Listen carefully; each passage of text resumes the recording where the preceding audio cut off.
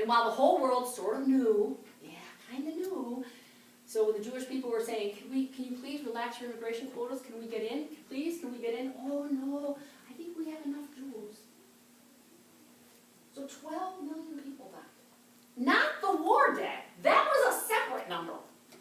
12 million people died in the death camp. 6 million Jews, and the other 6 million were made up of gypsies, homosexuals, Catholics, and people that weren't white. This is the century that Albert Camus lived in.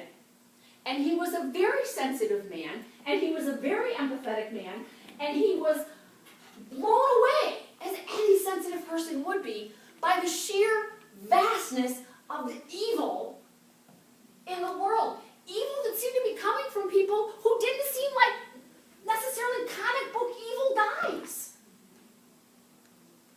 When my colleague, Bill Myers, who worked as a mechanic before he became a professor, went to Germany, or Poland rather, and toured Auschwitz,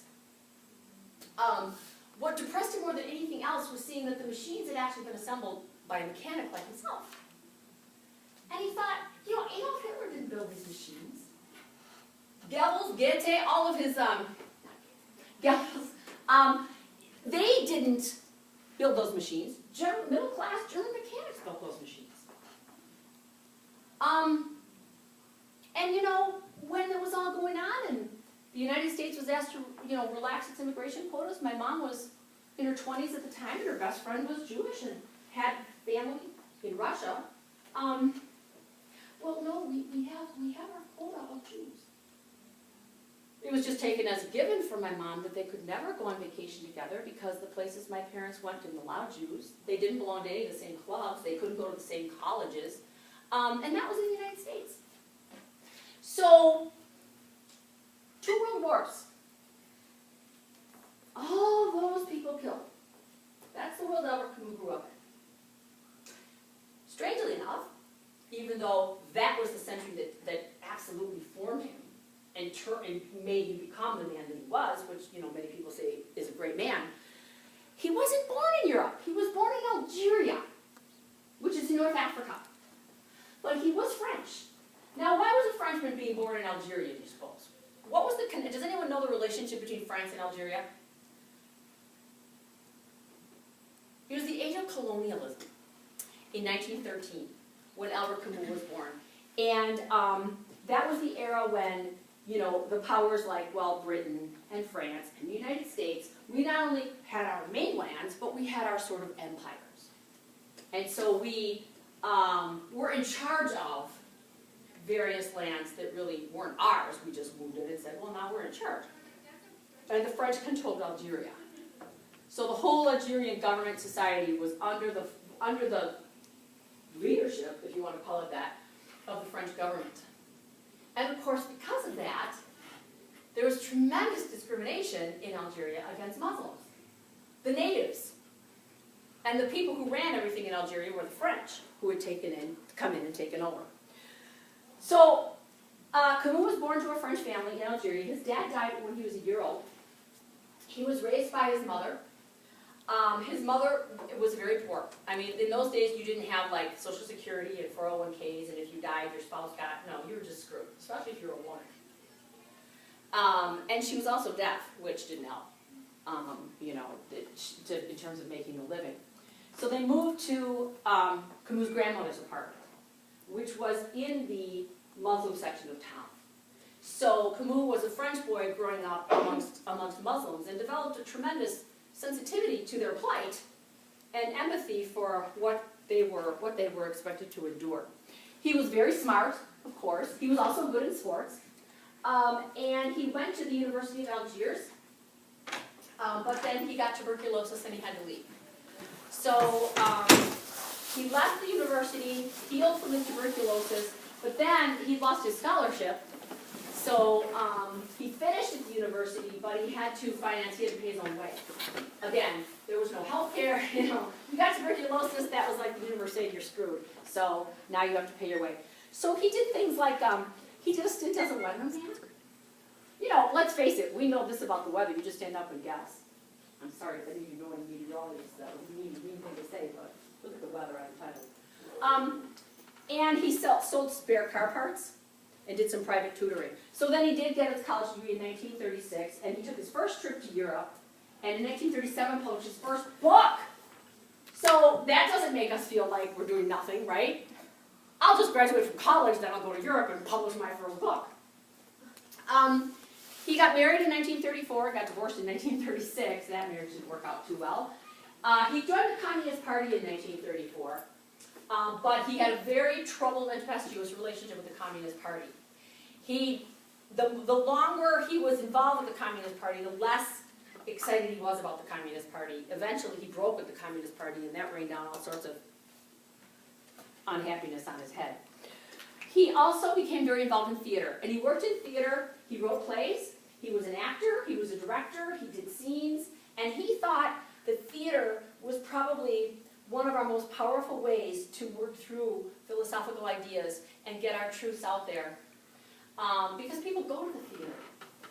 I mean, the odds that when you guys leave college that you'll actually go to the theater now and then, or, you know, the movies even, is probably a lot higher than, oh, after class, let's get together a reading group, you know, and just read philosophy still. I'd like to think some of you would, but I'm not counting on it. So he thought theater was this really important way to transmit our ideas. And he then went to work in 1938 for an anti-colonialist, which means get the French out of Algiers newspaper, and he reported specifically on the state of the Muslims in Algiers and how they were being treated. And in fact, he shamed the Algerian government into taking some action and being more humane in their treatment of the Muslims in Algeria. He went to Paris in 1940.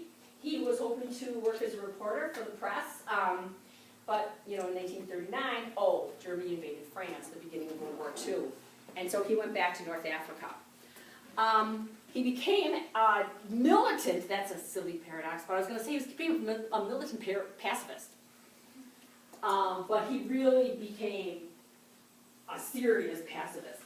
To the point where the Algerian government, which is really the French, decided that he was a danger. He was a dangerous man because he advocated his pacifism, and they invited him to leave as a threat to national security. So off he went, back to Paris. The French army, by the time, you know, had collapsed, and so Paris was under German occupation. So he moved from Algiers under French occupation. Now he goes to France, but they're not under their own occupation anymore. They're occupied by the Germans, and that was not a good time. And he joined the French resistance. So he was part of the underground, trying to undermine the so-called French government that was really the puppet government of the Germans. And it was during this time that he really sort of formalized his philosophy, which we're going to be talking about for the next 2 days. He started publishing books. He published The Stranger, which many of you have probably heard of, The Myth of Sisyphus, that we're reading our excerpts from. He wrote a couple of plays. He married again, and in 1944 his wife gave birth to twins, Catherine and Jean. He left the Communist Party. He rejected Marxism. Finally he said, I love the goals of Marxism, I love the vision of Marxism, but ultimately in practice Marxism is a disaster. And a lot of his friends who didn't make that move really came down on him hard. His tuberculosis relapsed, and he locked himself in seclusion to write because he didn't think he had long left. And he wrote The Rebel, which was very, well, I wouldn't say popular book, but people sure talked about it. And then finally the leftist press, the Marxist press in France, just out and out accused him of being a traitor, a worm.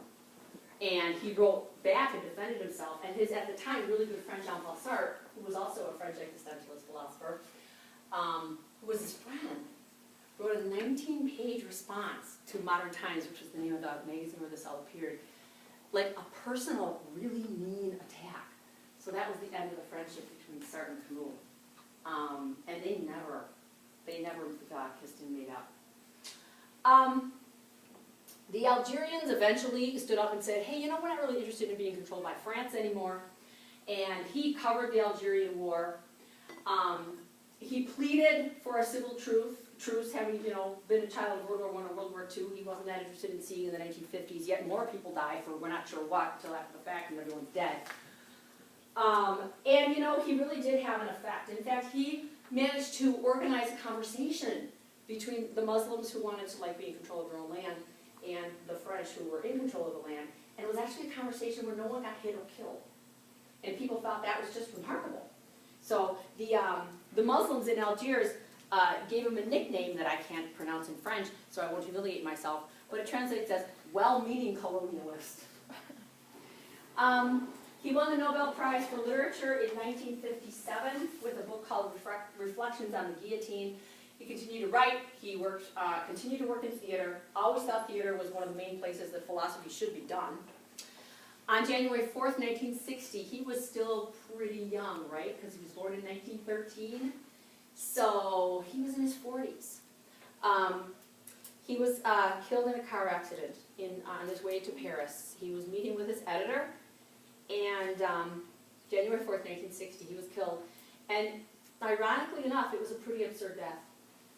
His car just went into a tree. No, there's no indication that it was suicide. He lost control of his car. And that was the end of Albert Camus. There was a draft of a book in the backseat of his car, and everyone who knew him said he would never want that book published because it was a draft. So it wasn't published until 1995. And then the people who really cared about him, cared about his wishes, were all dead, so then somebody said, hey, we could make some money publishing this book. So it did get published in 1995, and it's a book called The First Man. Immediately started a conversation among Camus scholars as to whether he started to soften his whole everything is absurd philosophy, but that's a conversation that we'll have to leave for another time.